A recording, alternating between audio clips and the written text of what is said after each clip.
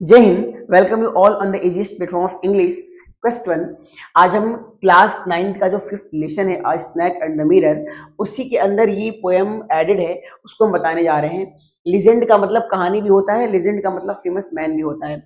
कह रहा है कि अ लिजेंड ऑफ नॉर्थलैंड, यानी उत्तरी जो जगह है हमारे भारत की, उधर की कहानी है, ये उत्तर की कहानी है। कह रहा है कि this poem narrates the legend of an old lady. एक ओल्ड लेडी की कहानी को ये पोएम नरेट करता है, मतलब बताता है। हु एंगर्ड, जिसने गुस्सा दिला दिया सेंट पीटर को बिकॉज ऑफ हर ग्रीड, अपनी लालच की वजह से। जिसने अपने लालच के कारण, बिकॉज ऑफ का मतलब के कारण से, जिसने अपने लालच के कारण सेंट पीटर को, एक संत थे जिनका नाम था पीटर, उनको गुस्सा दिला दिया। अब इस बैलेड को पढ़ते हैं। देखो इसका नाम बैलेड क्यों है, बैलेड इसे क्यों कहते हैं। बैलेड भी एक जस्ट लाइक अ पोएट्री होती है, लेकिन उसमें एक कहानी छुपा होता है। कहानी को गाने के रूप में, लिरिकल वे में बोलते हैं तो वो क्या होती है, बैलेड हो जाती है। तो देखो इसमें इसकी राइमिंग स्कीम पहले ही आपको बता देते हैं।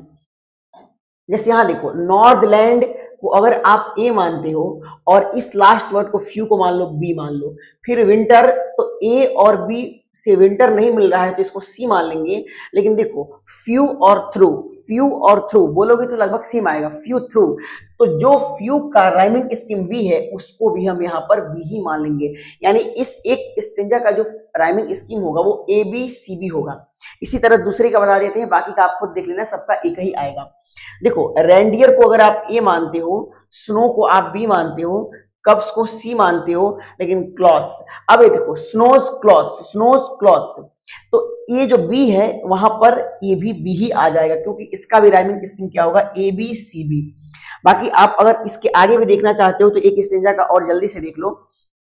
स्टोरी शब्द का अगर ए मानते हो, ट्रू का अगर बी मानते हो, लेसन का अगर सी मानते हो तो यू, ट्रू यू मिल रहा है तो बी यहां पर भी हो जाएगा। इसका भी क्या होगा, ए बी सी बी। तो राइमिंग स्कीम ये भी, इसकी भी यही होगी।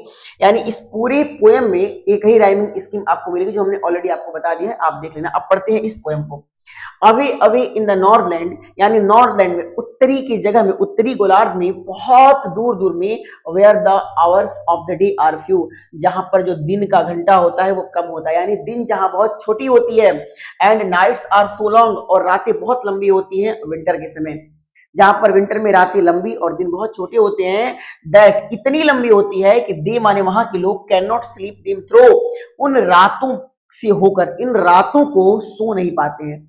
रातों को सो नहीं पाने का मतलब, रात इतनी लंबी होती है कि 7 घंटे 8 घंटे की नींद चाहिए, और 14 घंटे की रात होगी तो 6 घंटे तो आप जग के ही रहोगे ना। वही पूरी रात नहीं सो पाते हैं, पहले ही उड़ जाते हैं।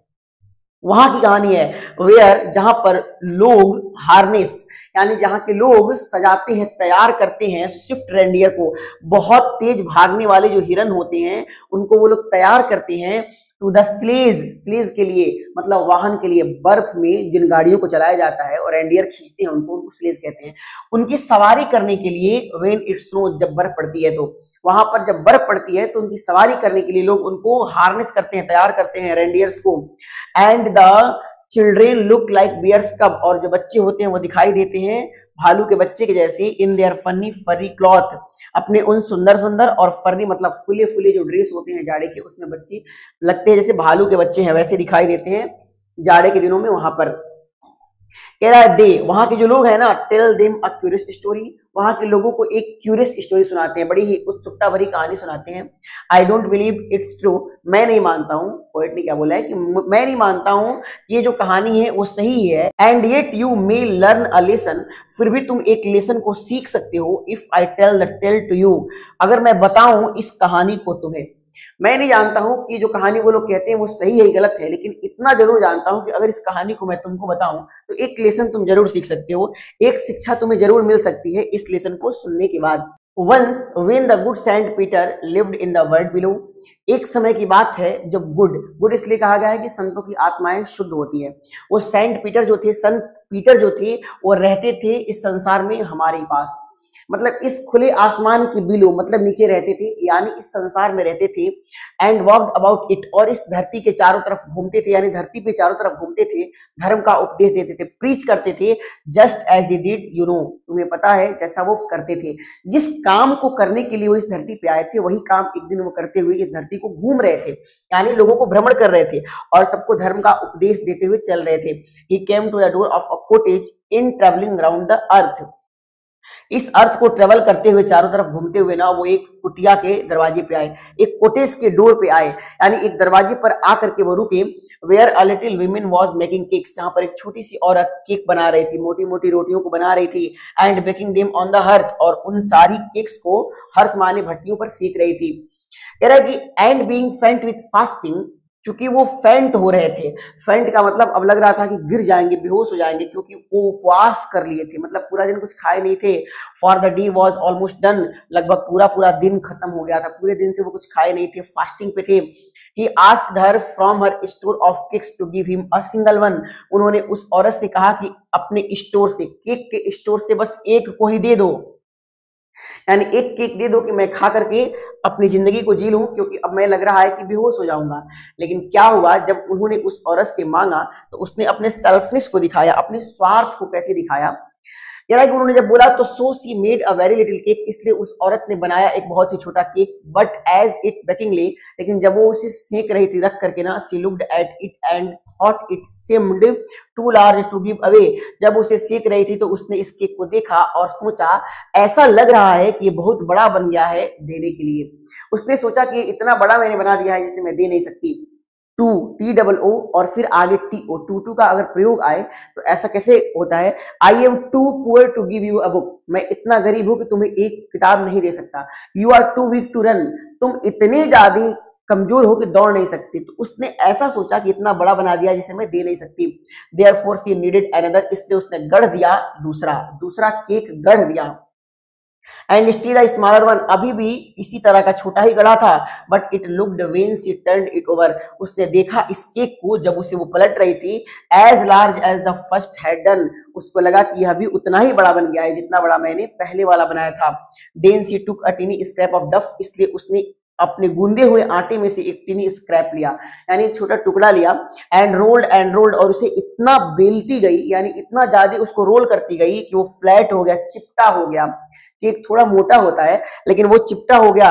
And baked it thin as a wafer, और उसे सेका उसने एक पापड़ के जैसे, यानी वो इतना पतला बना दी थी कि वो एक वेफर बन गया था, पापड़ बन गया था। But she couldn't part with that, लेकिन वो उसको भी पार्ट नहीं कर पाई, यानी उस केक को भी पार्ट माने बांट नहीं पाई, यानी सेंट पीटर को नहीं दे पाई। इतनी स्वार्थी थी कि उसने उस पतले से केक को भी सेंट पीटर को देने से इनकार कर दिया। हुआ क्या, कह रहा है कि फॉर, क्योंकि सी सेड, उसने बोला, क्या बोला, my cakes that seem too small, मेरे केक हद से ज्यादा छोटे दिखाई देते हैं, बहुत छोटे दिखाई देते हैं। When I eat of them my self, जब मैं उन केक्स को खुद खाती हूँ। आर येट टू लार्ज, लेकिन ये बहुत बड़े दिखाई देते हैं, टू गिव अवे, जब किसी और को देना होता है। सो इसलिए she put them on the shelf, इसलिए उसने सारे केक्स को उठा के सेल्फ यानी तख्त पे रख दिया, अलमारी के ऊपर रख दिया, नहीं दी। देन गुड सेंट पीटर ग्रू एंग्री, तब जो सेंट पीटर थे उनको गुस्सा आ गया, क्योंकि वो हंग्री थे और फेंट हो रहे थे, यानी अब वो मूर्छित हो रहे थे, लग रहा था कि बेहोश हो जाएंगे। एंड श्योरली, और सही मायने में देखा जाए ना तो such a women was enough to provoke a saint, इस तरह की एक औरत पर्याप्त होती है गुस्सा दिलाने के लिए, उकसाने के लिए एक संत को भी। कह रहा है कि इस तरह की जो औरत होती है ना, वो एक संत तक को भी प्रोवोक कर सकती हैं, उनको भी उकसा देती हैं कि उनको भी गुस्सा आ जाए, इसलिए उनको बहुत ज्यादा गुस्सा आ गया।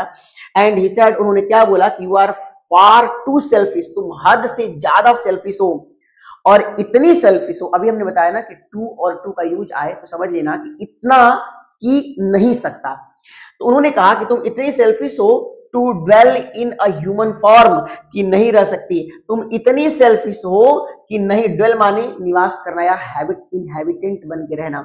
उन्होंने कहा कि तुम निवास नहीं कर सकती हो, रह नहीं सकती हो ह्यूमन फॉर्म में, इतनी सेल्फिश हो, तुम इतनी सेल्फिश हो कि तुम्हें to have both food and shelter, तुम्हें नहीं दिया जाना चाहिए दोनों चीज, फूड एंड शेल्टर, रहने की जगह और खाने की कोई चीज भी तुमको नहीं मिलना चाहिए, तुम कितनी सेल्फिश हो। एंड फायर भी नहीं मिलना चाहिए टू कीप यू वार्म, ठंडे के दिन में तुमको गर्म रखने के लिए, ठंडे के दिन में फायर भी तुम्हें नहीं मिलना चाहिए जिससे तुम गर्म करती हो अपने बॉडी को, वो भी तुम्हें नहीं मिलना चाहिए।